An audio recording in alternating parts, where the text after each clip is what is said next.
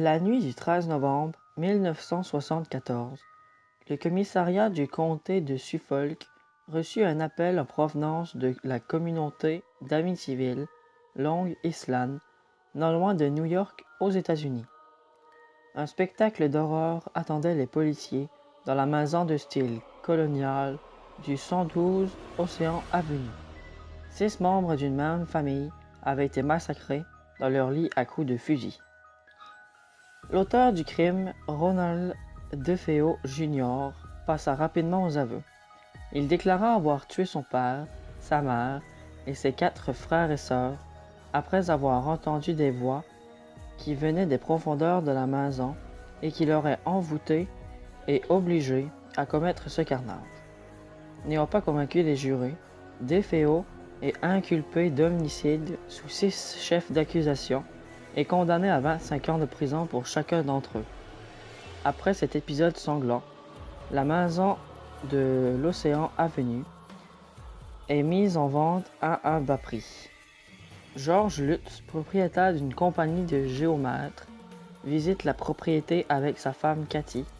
Malgré le passé macabre de la grande demeure, il croit avoir trouvé la maison de leurs rêves et décide de l'acheter.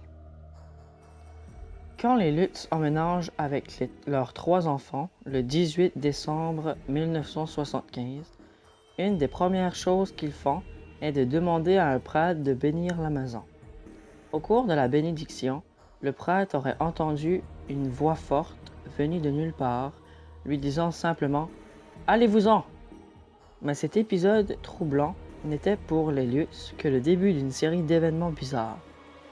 Ainsi, dans un premier temps, la maison fut remplie d'une puanteur irrespirable et la porcelaine de la salle de bain fut tachée d'un dépôt noir résistant à tous les détergents. La maison fut également infestée d'une centaine de mouches alors qu'on était au cœur de l'hiver. Des manifestations encore plus graves se produisent. Un lion de céramique de plus de 1 mètre de haut se mit à bouger tout seul. On trouva des empreintes de sabots fourchus dans la neige tout autour de la maison. Des traces menaient tout droit à la porte du garage qui avait été arrachée de ses gonds, une prouesse qui aurait nécessité une force au-delà de celle d'un être humain. Il y avait même du sang qui dégoulinait des murs. Les Lutz arrivaient rapidement à la conclusion que la maison de rêve était en fait un endroit cauchemardesque hanté par des démons maléfiques. Cathy Lutz fut la première à être véritablement terrorisée par les entités qui hantaient la maison. Des bras invisibles la touchaient, des êtres tentaient de la posséder. Toute fuite était impossible. Elle avait l'impression qu'elle allait mourir. Plus tard, des marques rouges très douloureuses apparurent sur sa peau, comme si elle avait été frappée à coups de tisonnier brûlant. À la même période, George Lutz vécut à son tour des événements étranges. Il entendit une fanfare défiler dans la maison, avec le bruit des bottes et le son des instruments à vent. Il ne vit rien, mais retrouva les tables, les fauteuils et le canapé poussés contre le mur du salon. La famille affirme qu'ils eurent plusieurs fois la visite des êtres démoniaques.